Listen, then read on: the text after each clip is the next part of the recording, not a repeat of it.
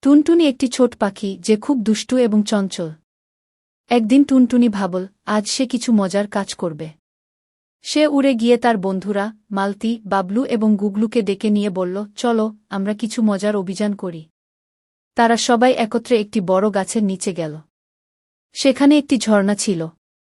টুনটুনি বলল, কেন আমরা এই ঝর্ণায় নাচি না? সবাই রাজি হয়ে গেল। তারা ঝর্ণার পাড়ে নাচতে নাচতে পানি ছিটাতে শুরু করল। আচমকা গাছের একটি শাখা ভেঙে পড়ল এবং তাদের দিকে পড়তে লাগল। তারা সবাই ভয়ে চিৎকার করতে লাগল।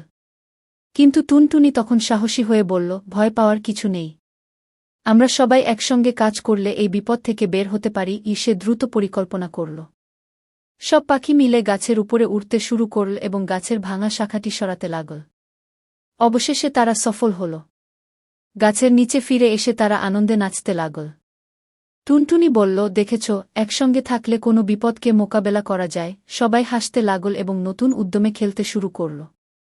সেদিন টুনটুনি এবং তার বন্ধুরা শিখল, বন্ধুদের সঙ্গে থাকা সবসময় নিরাপদ এবং মজার।